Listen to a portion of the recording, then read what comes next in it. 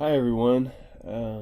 So here we are again, chapter 12, carbohydrates. This is really our first biomolecule, and so what this represents is really the next or the second section in our course. The first one being organic chemistry, right, and then the second one being biochemistry. But remember, just as a reminder, um, this is really just an extension of our organic chemistry discussion. We're just dealing with bigger molecules for the most part, and many of these are polymeric. I should say these biomolecules, which means that they're polymers made up of many monomers. So if you look at the screen here, we're looking at a big really a big molecule, this starch molecule that's composed of smaller units. We call them mono or one molecule, right? That then gets linked together many times to create a poly saccharide, or we're going to call it a polymer. So anyway, so yeah, we're in our biochemistry course, but I really want you to think of these biomolecules just as just bigger organic molecules for the most part. Now, as you as you might guess, we still have different ways of describing these compounds. So there's still nomenclature that we deal with, but the nomenclature often isn't the type that's outlined by, remember, our IUPAC people, the International Union of Pure and Applied Chemistry. A lot of it's more colloquial or more kind of generalized. And that's kind of what we see here. So if you're looking at, well, I'll bring up a new page here in a second. But if you're looking at these, again, we're starting with monosaccharides, 3, 4, 5 carbon molecules that then sometimes get linked together, like we said. But we're going to start here by looking at the monosaccharides and then talking about how we describe them or name them. And so you see an example here that's given to you. It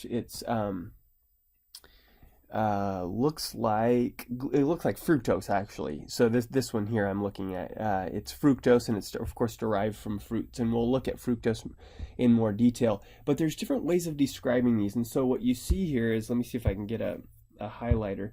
You see here's a couple of possibilities, and we need to start out with really two things. So you see, and I guess it's described on the slide here, that here we go. Let me go back to my pen.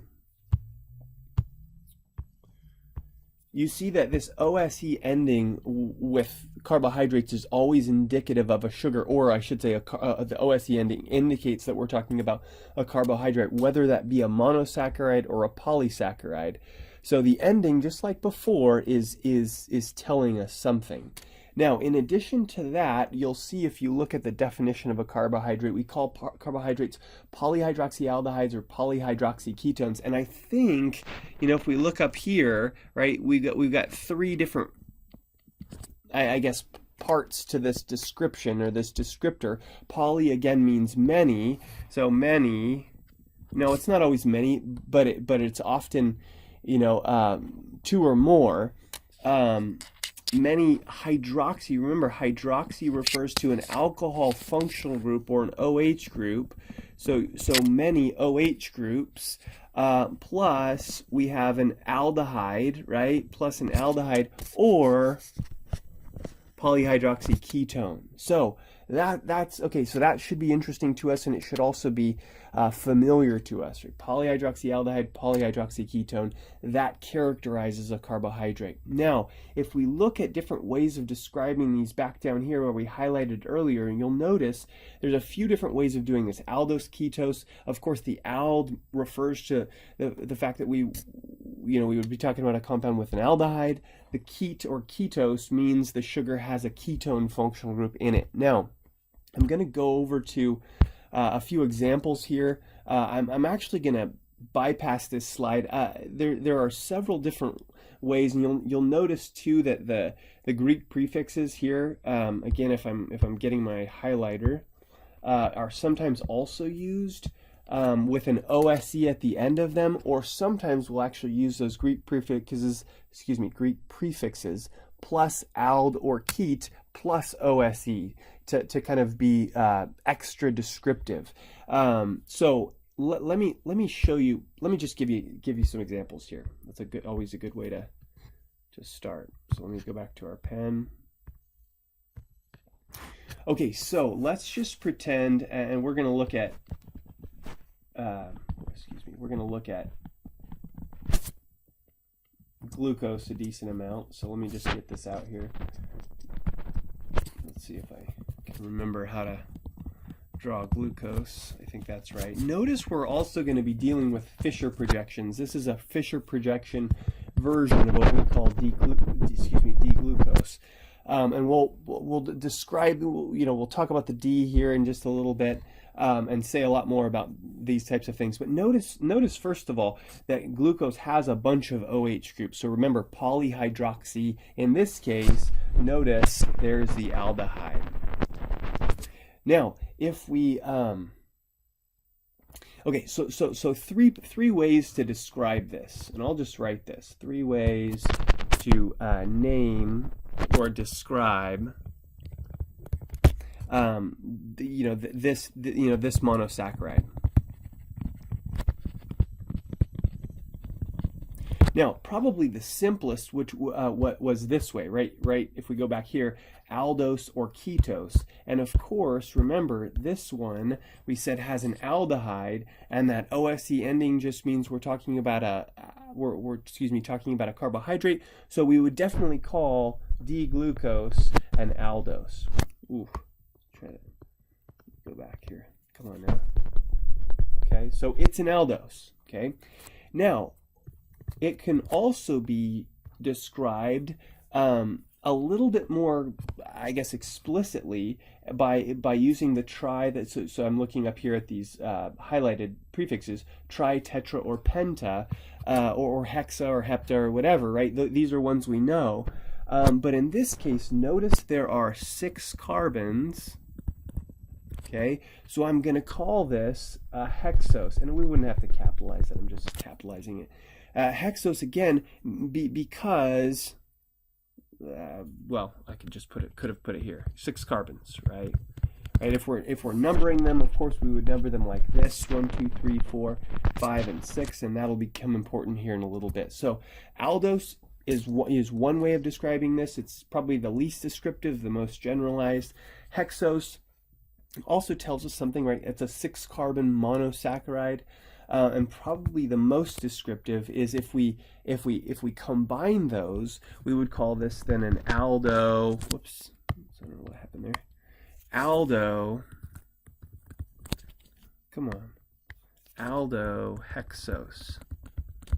So we kind of sandwich those two together. Well, I guess in some ways we sandwich them together, right? So the ALD and then the I should say ALDO, we keep that vowel, and then the hex, meaning 6 carbons, and then the OSE. So if we let's say we've got I'll just throw out another random.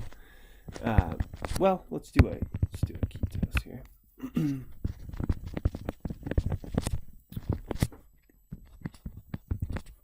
Again, we're going to have to get used to this. 1, 2, 3, 4, 5. Let's say it's this one.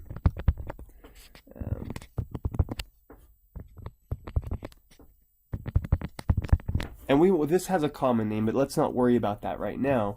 So if we use these 3 ways of describing this particular monosaccharide, we would not call it an aldose anymore. Remember, it's possible, and here you see too examples of shoot, I should have. Whoops.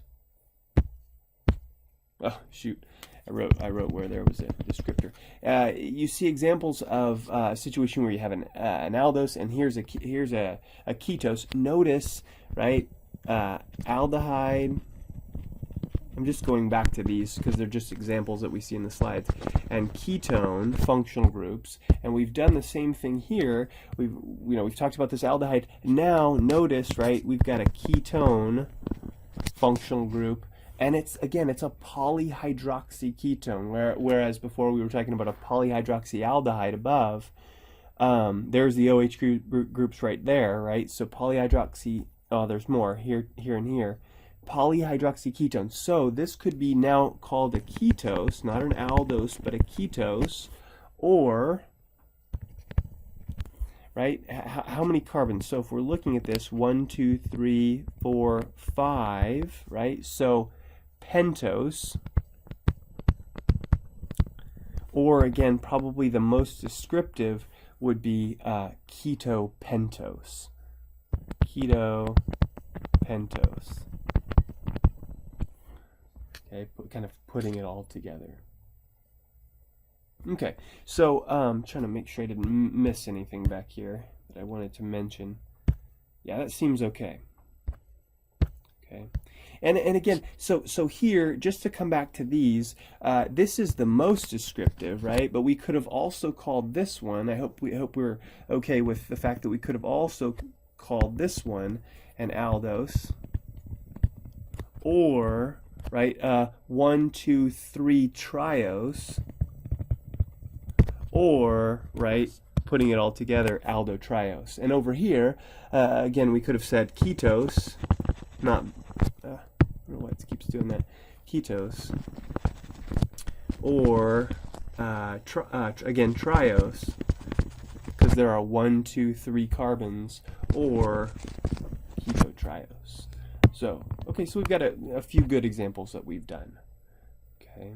Again, we're still talking about monosaccharides. These are the things that then eventually get put together into polysaccharides to make the larger versions of these sugars. Okay, so as we've seen already, I don't know how much time we should necessarily devote to this. We've spent a lot of time on Fischer projections, right, during our discussions about chirality and about stereochemistry. And what we'll see here is these molecules. In fact, let me flip ahead, and we'll look at these. These are just common names for a bunch of different aldoses, and here are some ketoses. But one of the things you recognize right away is that these all, right, if we look carefully, have chiral centers or stereocenters associated with them. Now, if we go back to where we were just a second ago, you'll notice, and again, I think this is something that we could easily do, right?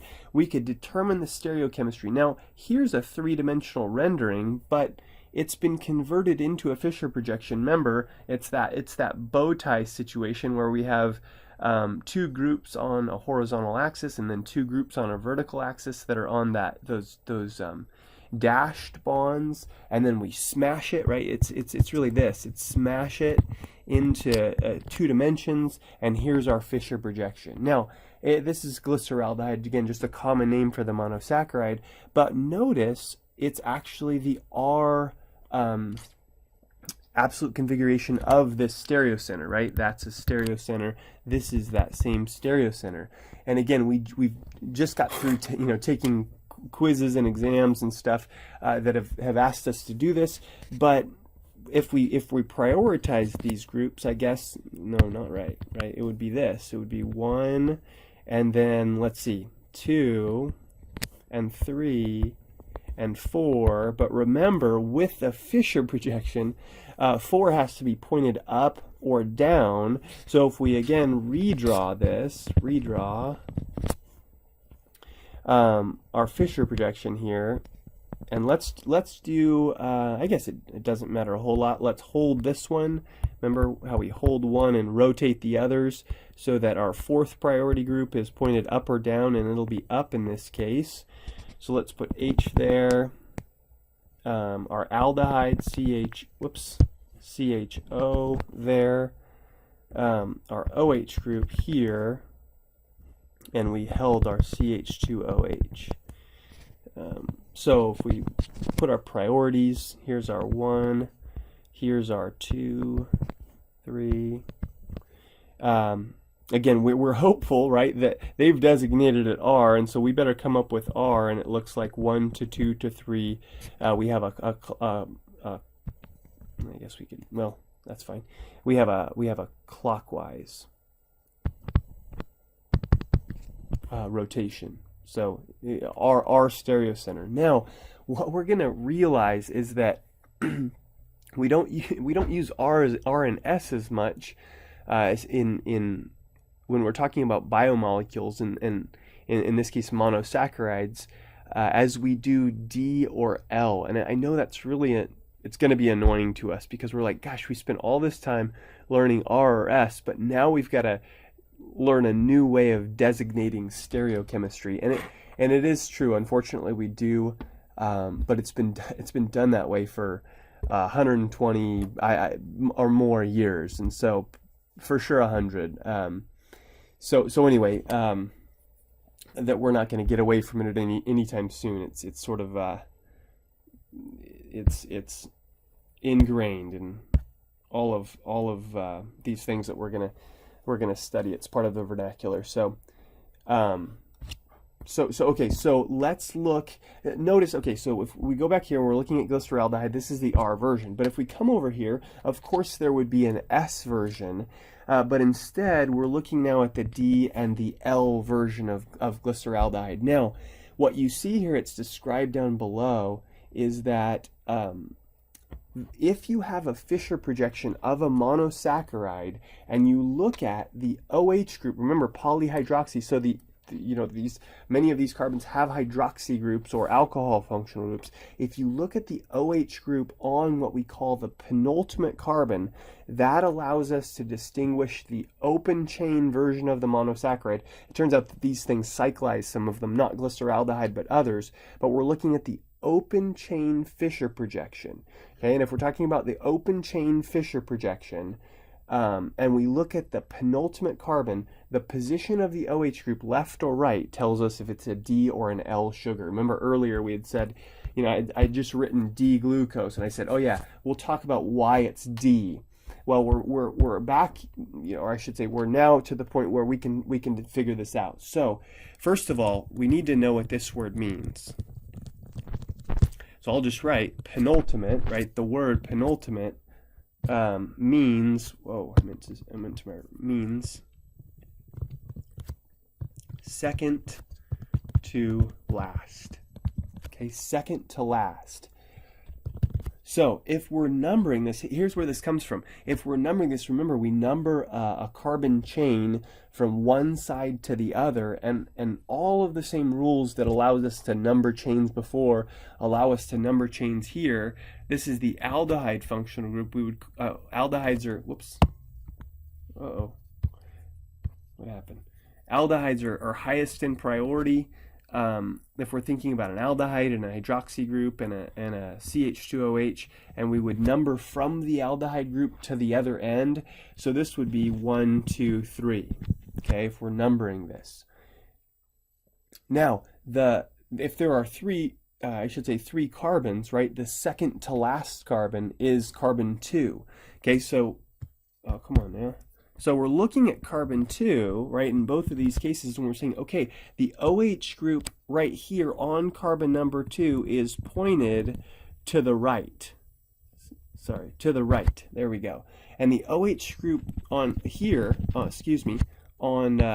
on this molecule, the L version of glyceraldehyde, is pointed to the left, and that's exactly what we see down here, right? So if the OH group is pointed to the right, I should say the penultimate OH group is pointed to the right, we have a D sugar, and in this case, of course, we have D glyceraldehyde. And if the OH group in the open chain Fischer projection is pointed to the left, we have, which is what we have here, notice it's pointed to the left, we have the L version of glyceraldehyde. Now, let me just quickly redraw.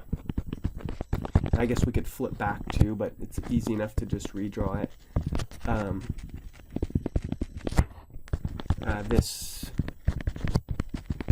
This glucose molecule I had drawn just a little bit ago. Here it is again. Okay, I mean it's sort of spoiled for us already. We called it D-glucose, but notice why, right? If we come and we 1, 2, 3, 4, 5, 6, we number the chain. Notice the penultimate carbon, remember, second to last, means we would be talking about the fifth one because there are 6 total, right? And notice the OH group on the penultimate or fifth carbon is pointed to the right. So for that reason, we're going to call this a D sugar or D monosaccharide, and this is glucose. Okay, I'm going to get a little water here just a sec.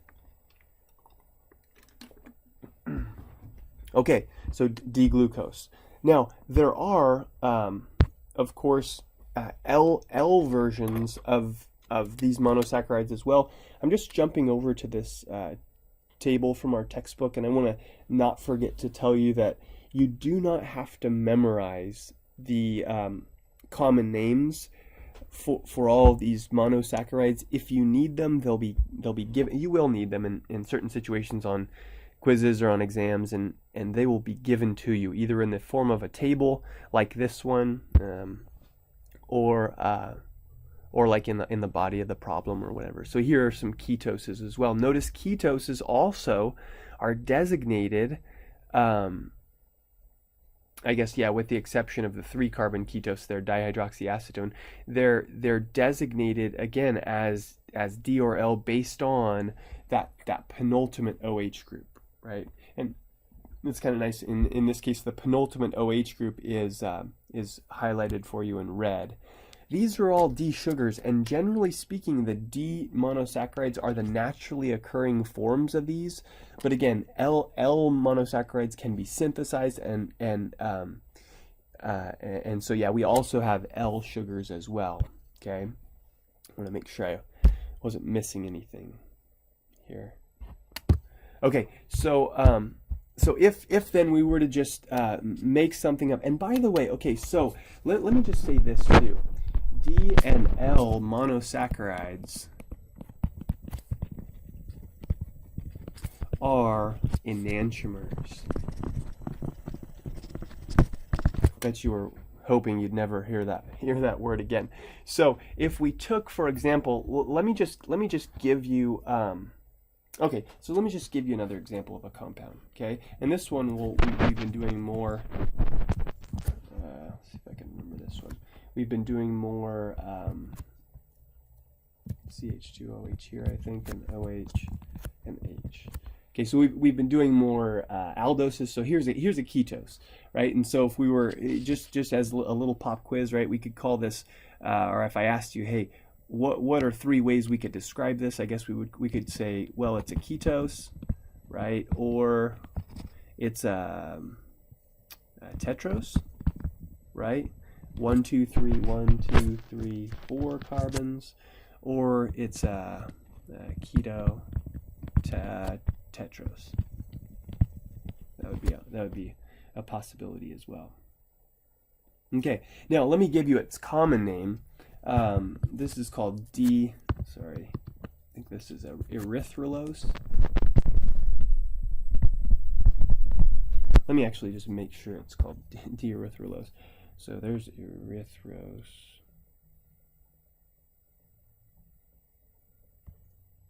No, whoops, I'm looking for ketoses, right? Yeah, okay.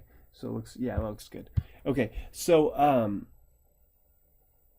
what did I want to do here? Oh, yeah. I wanted to say, okay, and again, it's D because, right, the penultimate carbon is carbon number 3, second to last carbon, and the OH group is pointed to the right. But if I wanted to draw the L version, at least the Fisher projection for the L version, right, I would actually have to make this look like the mirror. Remember, enantiomers, non-superimposable mirror images, right? So everything would be opposite in terms of how I drew this.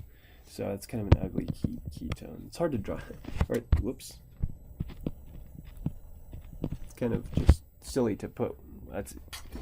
And anyway, so I'll leave it at that. But anyway, second to last carbon there, right?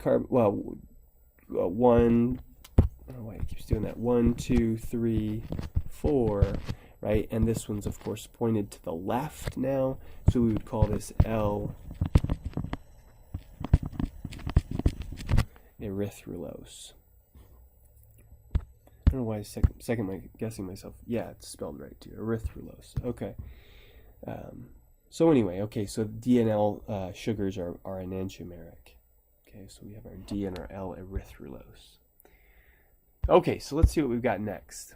All right, so the next thing, we've just said that these monosaccharides, in particular the ones that are a little bit bigger, especially the 5, 6, 7 carbon monosaccharides, can exist in their cyclic form. In fact, that's it's the most stable form by far, and these compounds primarily exist in their cyclic form. Now, this is just an example from our textbook, and it's kind of a cool example because, you know, it would be a compound, and it's even named for us here, 4-hydroxypentanal. We've just been through our alcohols and our aldehydes chapter, and again, this is kind of just a generic hydroxyaldehyde, and what it's meant to do, this is not a sugar per se, in fact it's not, but it's being used here to show you that if an OH group, and this is a reaction we've definitely discussed and we need to come back to, if an OH group reacts with the carbonyl of an aldehyde or a ketone,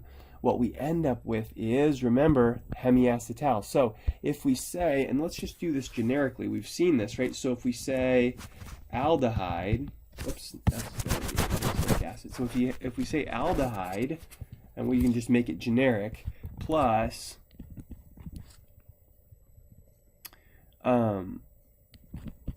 some, and we'll just call this R1 and R2 just to kind of distinguish them.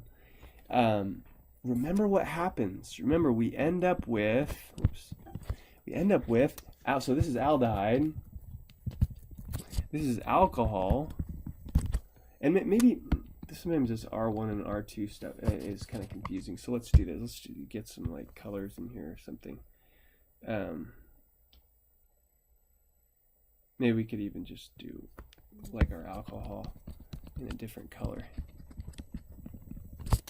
What we end up with here is, and again, another one of those things that you're like, well, gosh, I was hoping I'd never have to see that again. We end up with an OH and an OR attached to the same carbon. I should have made that red, and I should make that H red as well. So let's put OH and OR. Notice that those came from our alcohol, and this then is called our hemiacetal. And if we go back to our notes on when we talked about alcohols, I think it was in our alcohols chapter, a hemiacetal contains an OH, just to remind ourselves, and OR, or contains OH and OR groups attached to the same carbon. Okay, so this then is a hemiacetal. Now, the reason that this is useful to us, again, if we jump back here rather, is cyclic molecules, when an OH and a carbonyl of an aldehyde or a ketone for that matter react together, they form the cyclic version of a hemiacetal, and monosaccharides do this. So the way that this manifests itself, if we go ahead and take a look at an example from our book, and of course we'll need to do some of these on our own as well, some additional examples, but if we just look at this textbook example, one of the things we see is, notice, and it's actually, if I put a pair of electrons there, it's maybe I'm kind of making this ugly here, but it's that O that ends up attached to that carbon if you look and see what ends up happening. And so you'll end up with 1, 2, 3, 4, 5 carbons and an oxygen in the ring. And we're going to practice this together. And we'll say some words about the anomeric carbon, how the OH can be pointed up or pointed down, and all those sorts of things. But again, this carbon, this anomeric carbon, then is attached, if we circle it, to, notice, an OH and an OR group. And the OR really extends beyond that. But that's the idea, is this, for that reason, this is same thing here, right? It's really the same molecule, but same thing. We've got an OH and an OR attached to the same anomeric carbon, and so these then we would refer to as hemiacetals. They're actually different stereoisomers of the same compound, but more to come on that. We'll get to that here in a second. So I want to show you how we kind of do all of this and put all of this together. Now, before we do, excuse me, with sugars, the ones that we're going to focus on, there are others besides this, but besides these, I should say, but we're going to the cyclic hemiacetal versions of these sugars are going to, the ones we're going to focus on are going to have 5 atoms, I should say, and 6 atoms respectively in the ring, and they come from, so 5 atoms, right? 4 of them are carbons, and 1 of them then is an oxygen, and this is 6 atoms. And these compounds here, furan and pyran, are not ones that we're focusing on. Notice they have double bonds in them. They're just where the words furanose and pyranose come from, respectively. So a 6 atom, or I should say a monosaccharide with 6 atoms, we're going to call pyranose. Pyran comes from right here. The OSE indicates that we're talking, remember, about a sugar. And a monosaccharide with 5 atoms, 4 of them carbons, 1 of them an oxygen, is going to be referred to as a furanose. Again, the OSE indicates that we're talking about a sugar or a monosaccharide.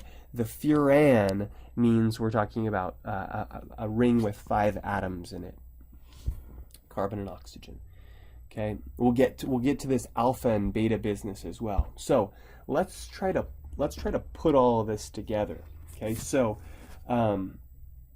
let me do something different. So we've looked at glucose quite a bit, and the glucose is kind of spelled out for us here.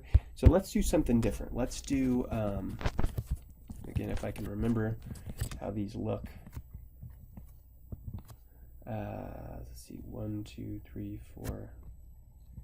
So it'd be like this. OH, OH, OH, and then OH, and then hydrogens everywhere else. Okay. So this is a monosaccharide, again, polyhydroxyaldehyde. It's a hexose or an aldose or an aldohexose, if you like.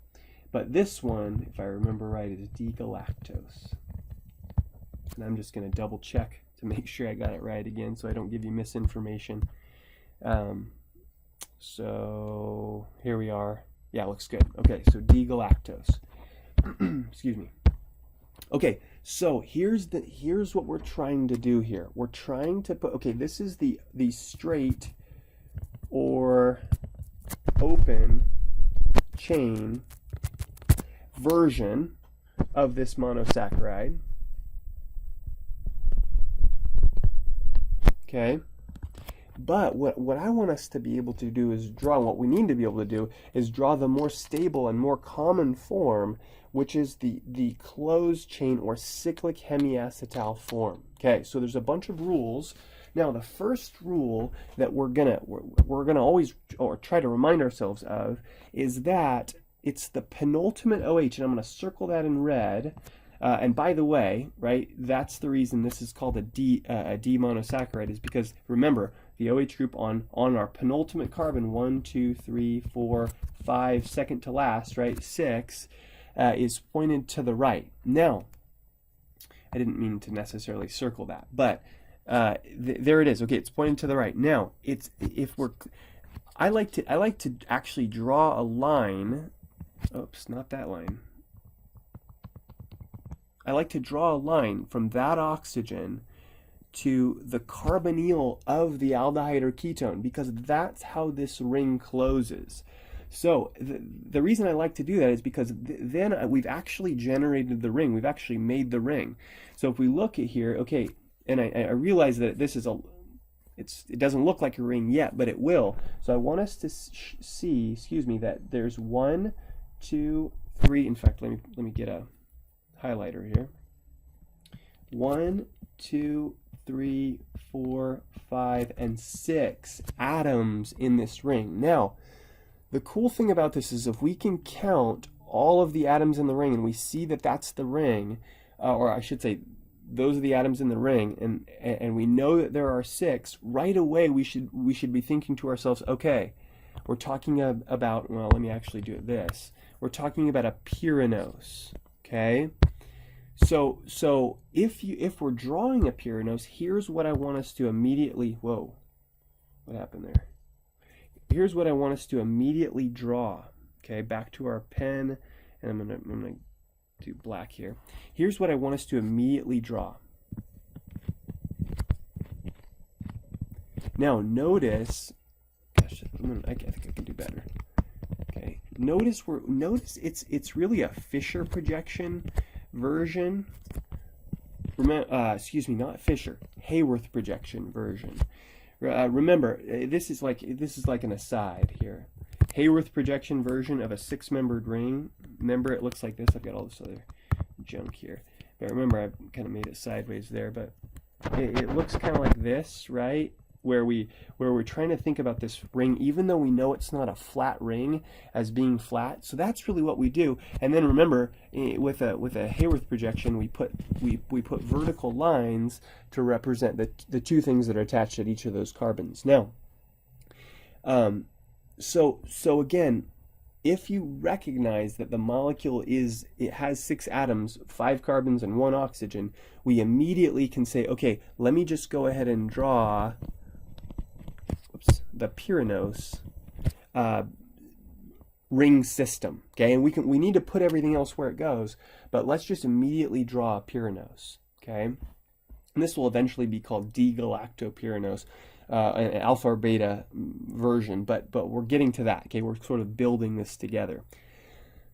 Okay, now the next thing that we typically do, and you can do a few of these things, I suppose they wouldn't have to be in this exact order, but one of the important things to do next is to put this CH2OH group, this one right here, either up or down. Now, I'm going to go back. The rule says, the rules that are going to help us put this thing together, that CH2OH, by the way, let's just number this. 1, 2, 3, 4, 5. Okay, and we're going to get to carbon 6 here in a second, but it is true that we always start with this carbon number 1 if we're talking about an aldose, and carbon number 1 is right here. Now, it's not true necessarily if it's a ketose, but I'm going to call that, I'll put a 1 there still, I'm going to call this the anomeric carbon, and it's really the carbon of the original carbonyl.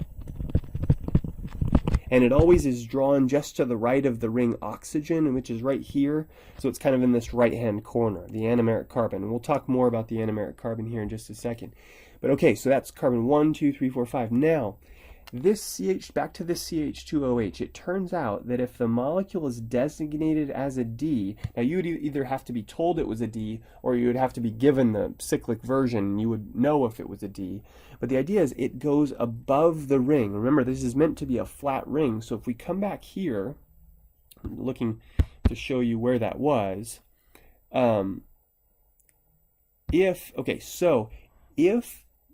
if this is D, okay, we will, and I don't even know if I have that. I think I must have it on there somewhere. Maybe I'm just gonna be saying it to you.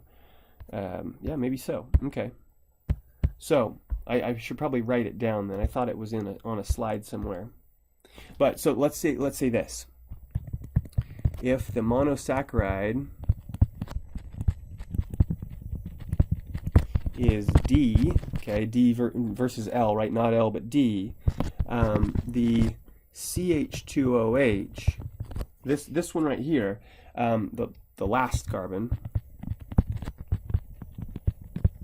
right, carbon number 6, is above the plane of the ring. Okay, so because this is D, I'm going to go ahead and put carbon 6, right, this CH2OH, this one down here, above the ring.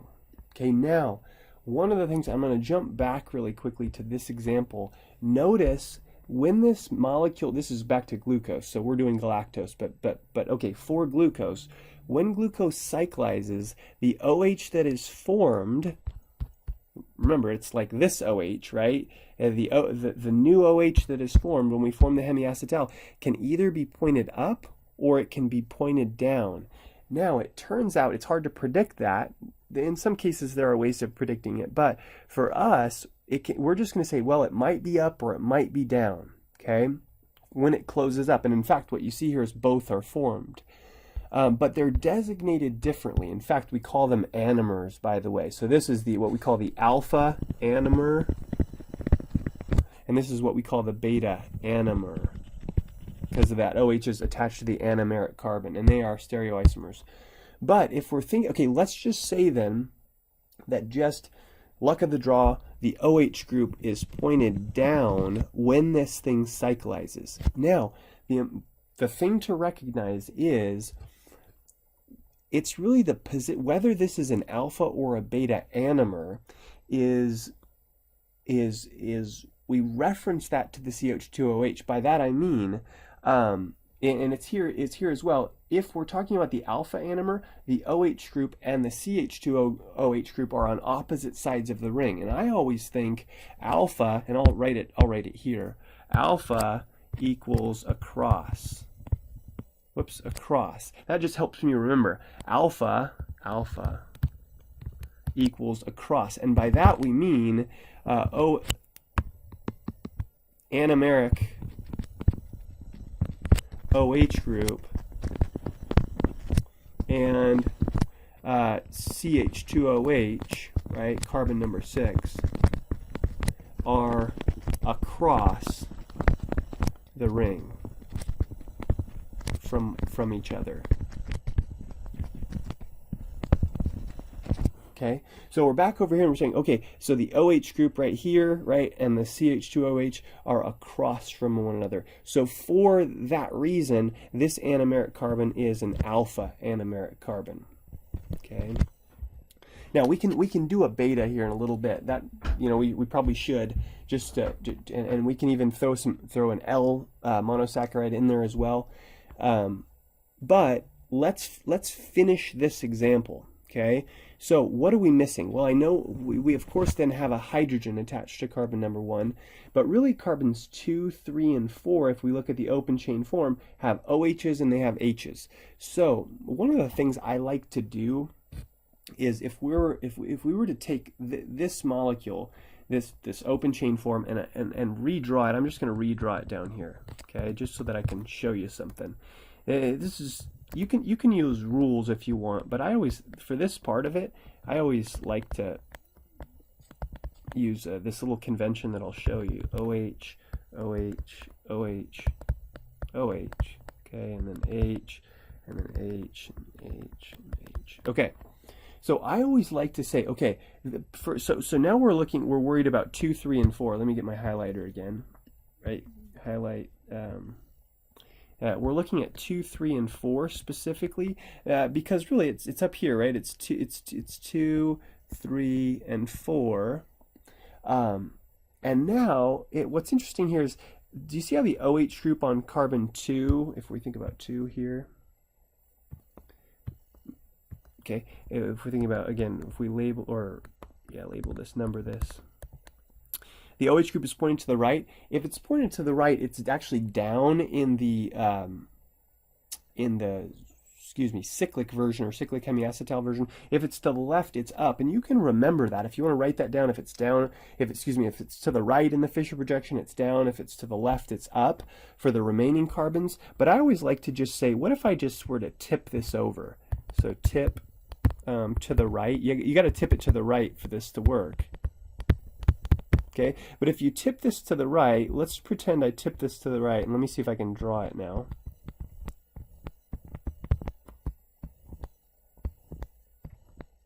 Not going to be beautiful.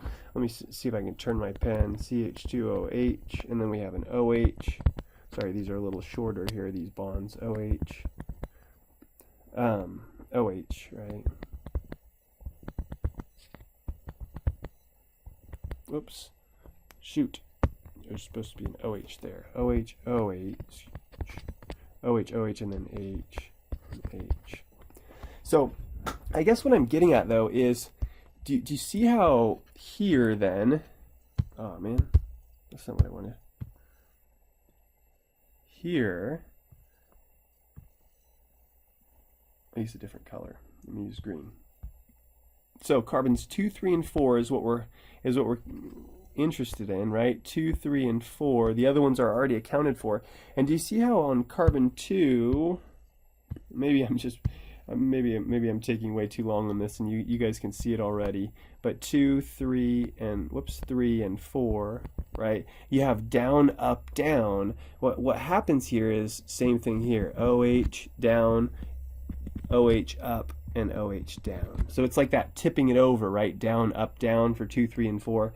Down, up, down. And then I'll just put the hydrogens where they go as well, the extra hydrogens, and we are effectively done. I was just going to kind of highlight the green ones here. I know we've kind of made it. Whoops, that's not what I wanted. I wanted to highlight it. OH, and then highlight it with green.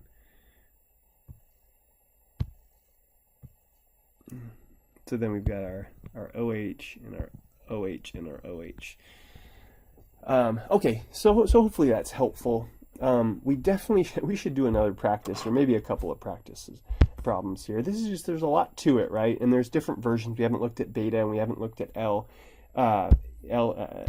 monosaccharides as well either. Let me say one other thing here. When this is all finished, this is called or I should say the cyclic form is called alpha D galactopyranose. Again, there's a few things there, right, that are new to us. The alpha, of course, and we've described why it's alpha. It's still D, we know that, and then the pyran comes before the OSE to indicate that, of course, this is the cyclic version. So altogether, it's called alpha D galactopyranose. Okay, let's try another one. Okay, let me get. Actually, I don't know if I had. Yeah, okay, good. We've got some more room here. So let's do.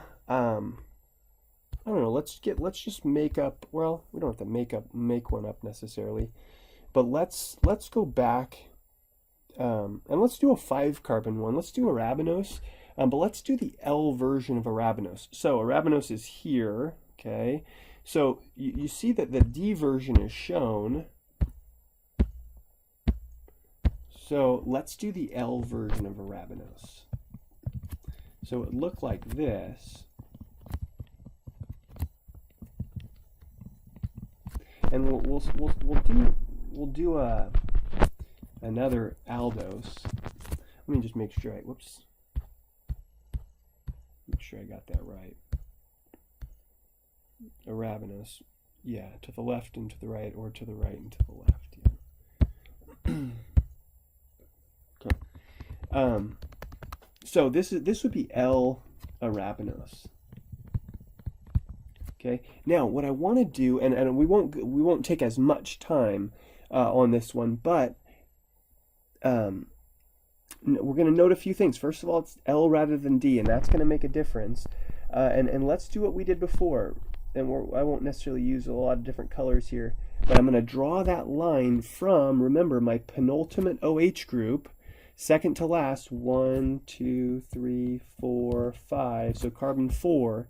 Notice right away, though, that I'm dealing now with a 5-atom ring, not a 6-atom ring. So instead, then, of a pyranose, we're going to do a furanose. And the way that I want you to do that, and for every furanose that you draw, I want you to start out with something that looks like this, if it's a monosaccharide. Of course, if it's a just a cyclopentane, we wouldn't have the O, but yeah, it's a furanose. Okay, I'll write that here. Now, it is still, we're going to do just the same as we did before. This is still the anomeric carbon. It's still carbon 1. This would be then 2 and 3 and 4. So let's do this. Okay, so now, well, I won't necessarily write it, but remember, if we come back to this example, if the monosaccharide is D, the CH2OH is above the plane of the ring. I should let me just write it here. If L, it's below. I should have done that before, but let's add it now. It's below the plane of the ring. So we're dealing with an L monosaccharide. So this CH2OH right here now is going to be below the plane of the ring. Okay, so it's right here. I'm just going to point it the other direction, Ch2OH, rather than above the plane of the ring. So that tells us that this is an L sugar, okay, or an L monosaccharide. Now, next thing we can do, right, is we can say, okay, well, again, we have to kind of make this up for ourselves, but let's pretend it's beta rather than alpha. So we're going to eventually call this not alpha, but beta L-arabinofuranose. Whoops. Okay, so that's not furanose, it's furanose. So the next thing we need to do is take care of our anomeric carbon, meaning designate it as beta, right? Because we're calling it beta. So remember, we said if we're talking about alpha, alpha equals across. I don't know where it is. It's right here, right? Alpha equals across, but beta means that the OH and the CH2OH are on the same side of the ring. So I know it was pointed down before, and it's going to be pointed, I should say, the OH group on the anomeric carbon, or the anomeric OH group. It's pointed down though, but the reason it's pointed down here is because notice this CH2OH and this OH have to be on the same side. Okay, so they're not across from each other anymore, not alpha across, but beta on the same side. Okay, and I can go ahead and shoot. I can go ahead and write my H there. Okay. Now, the other thing that I can add that's already, you know, it's gonna, we should be able to see, I suppose, where it's at. I guess what I'm trying to get at is the other thing we can add is this hydrogen right here, because if you look at carbon number 4, right, that penultimate carbon, the other thing attached besides the O and the CH2OH is just another H. So I'm going to put that in there. Okay, now carbons 2 and 3 are really then what we need to take care of or finish by adding the OH groups and the H groups. And I want to just think about tipping this whole thing over. It's got to be tipped to the right, kind of like we did over here, right? Tip to the right. And if we do, hopefully you'll see, right, carbons 2 and carbon 3, the OH groups are to the right and to the left respectively. So if we tip it to the right, OH would be pointed down, so I'm going to put it down. And if we tip this to the right on carbon 3, the OH then would be pointed up, so I'm going to put it up here. And then of course we just add the H's and we're good, we're done. Okay, so beta L-arabinofuranose. Okay, and again, just if this were an alpha anomer, right, instead, this OH group at carbon number 1 would actually be pointed up. So because again, alpha equals across, and the OH would be across the ring from the CH2OH. Okay, let's see what else we've got.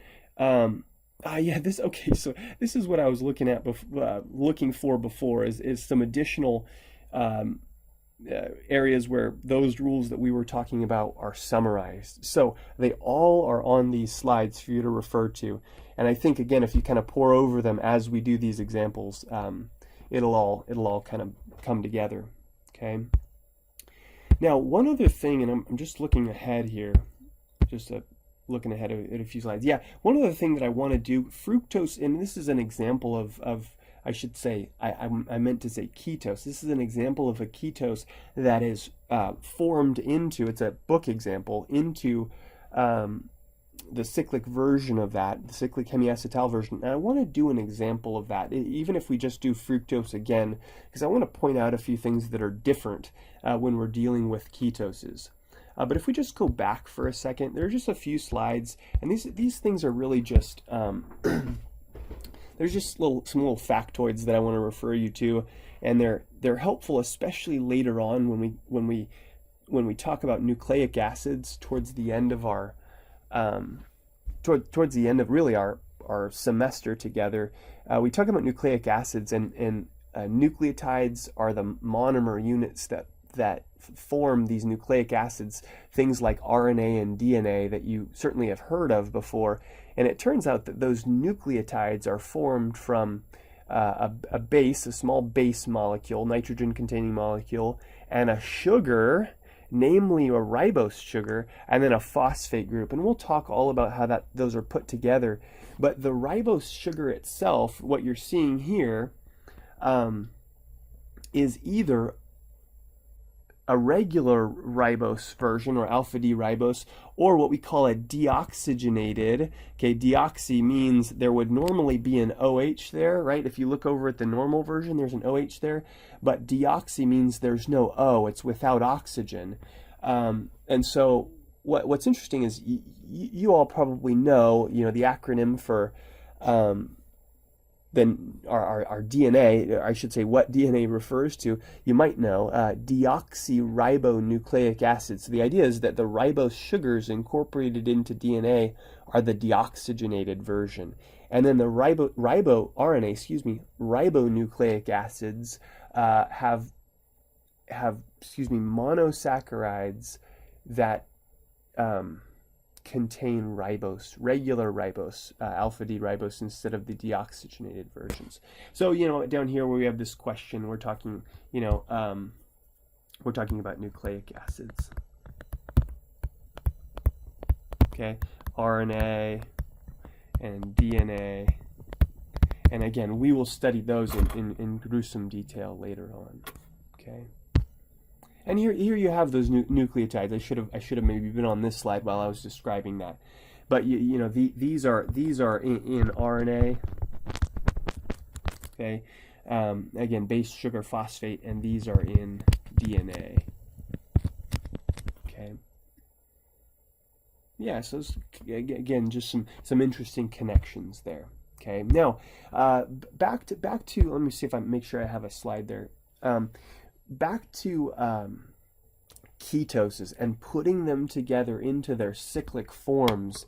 I want to go back and it's nice because this one's already kind of shown for you. You can look at this one, you can do it. It's already done for you. It's a textbook example. I'd like to always try to give you extra examples if we can. So let me come back here and and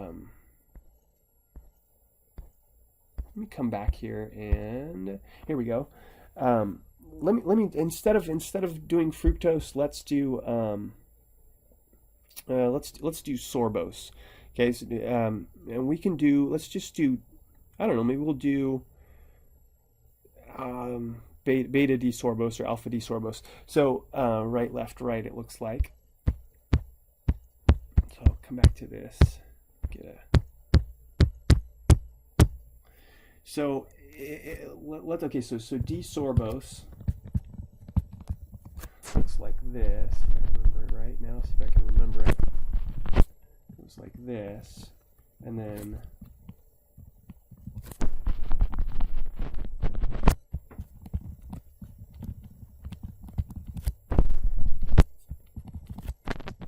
okay.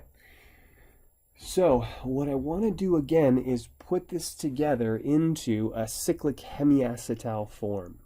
Now, just like the others, there are a lot of similarities here. It's the penultimate. There's the penultimate carbon, right? So if we're numbering this, it's 1, 2, 3, 4, 5. Got to start at one end, right? And it's the carbonyl end, the ketone end. So 1, 2, 3, 4, 5, 6. Notice that again, the oxygen reacts with the carbon of the carbonyl. Remember, the carbonyl of the aldehyde or ketone forms the hemiacetal. So if we close our ring, there it is right there. So notice we have 1, 2, 3, 4, 5 atoms. One of them's oxygen. So this has got to be a furanose. Right? We've got to just right away draw our furanose. And again, that's the nice thing, is if we can count that, if we make this connection and then count the atoms in the ring, 4 carbons and an oxygen, we know that we're dealing with a furanose. Okay? Now, D-sorbose has, looks like we see it here. But notice, okay, so this is still the anomeric carbon. And here's what I was saying about one of the reasons we need to do this additional example is because the anomeric carbon is not carbon number 1 anymore, it's carbon number 2. Remember, it's always the carbon of the carbonyl, which is that one right there, But in this case, right, it's carbon number 2 rather than carbon number 1, which means that this CH2OH is going to be pointed up or down, and then there's also an OH attached to the anomeric carbon pointed up or down. Now, because this is that should have been sorbose, because this is D-sorbose, again, we're back to that CH2OH, this CH2OH, right, carbon number 6,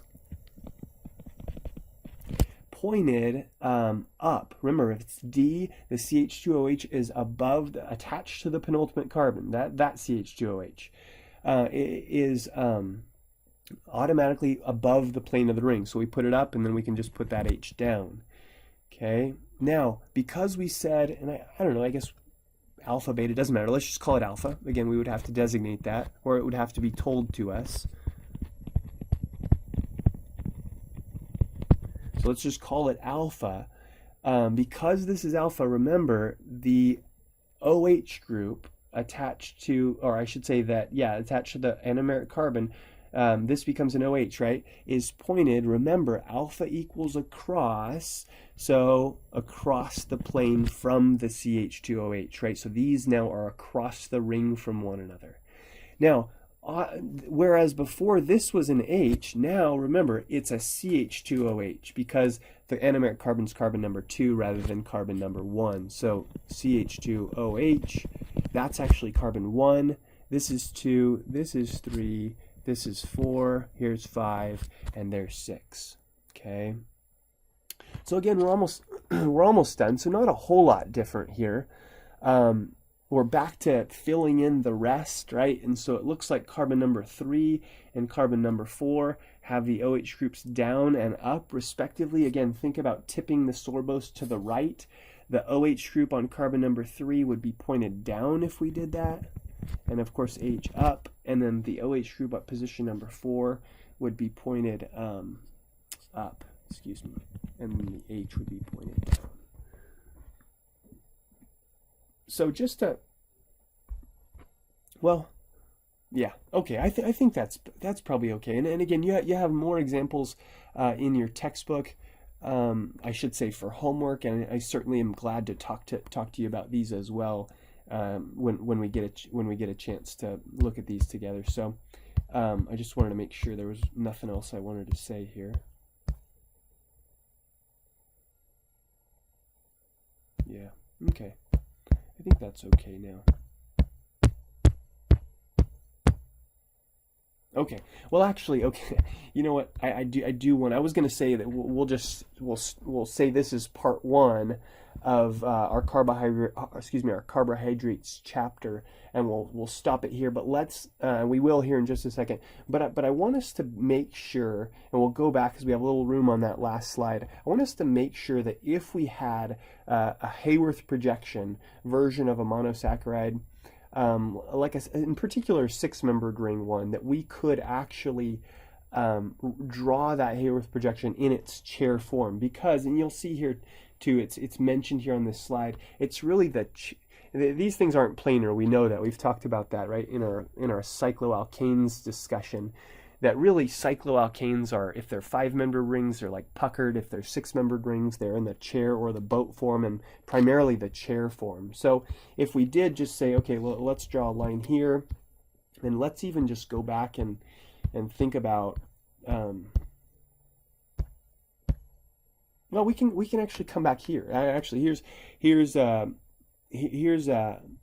beta L arabnofuranose.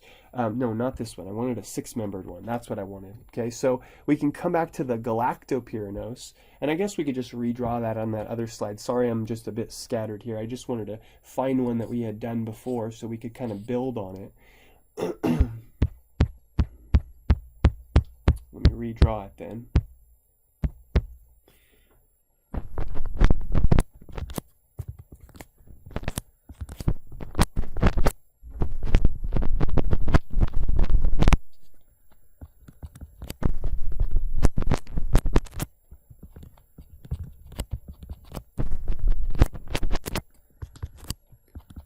So this was that, looks like alpha D galactopyranose. Okay, alpha D galactopyranose. Make sure that looks good. Yeah, okay, so this of course is the Haworth projection version of the molecule, but in reality, right, it exists as a chair. Oh, I wanted to, it's kind of ugly. Okay, so let me go ahead and draw, remember, two different versions of this chair, and these are, come on. That's a little bit better. Oh man, I'm just going to start over.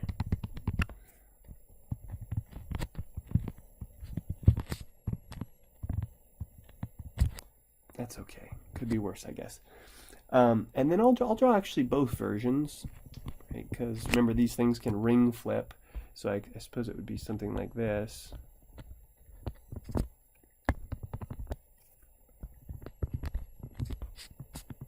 Okay, that's not too bad. And remember, let me just fill in all the axial groups, right? And then I guess we could do them down here as well. Axial, remember, pointed straight up or straight down, and then we can draw the equatorial ones, something like that. We can do the same thing over here.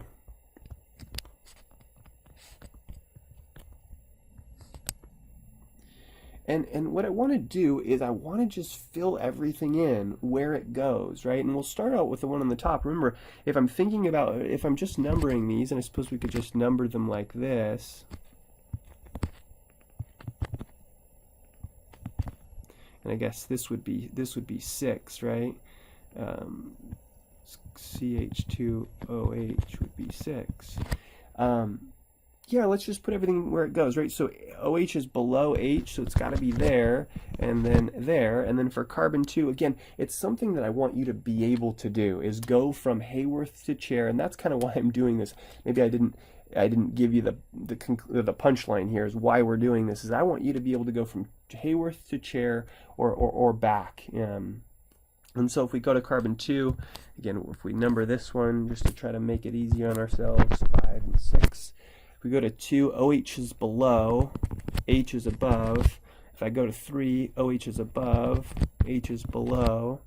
4, OH is down, H is above. And then 5, H is below. Okay. And then if we do a ring flip, this is a ring flip in either direction, I suppose. Everything that was axial becomes equatorial, and vice versa. So so then we go H, OH, and then H, OH. If we're again doing 1, 2, 3, 4, 5, CH2OH, 6. Sorry, that's an H, I guess. And then 2, oh, we did 2, looks like 3, hydrogen's now axial, OH is equatorial, and 4, OH is equatorial, and H is axial. Okay? Okay, so let's stop there, and we'll call this part 1 of our carbohydrates chapter, and we'll resume with part 2.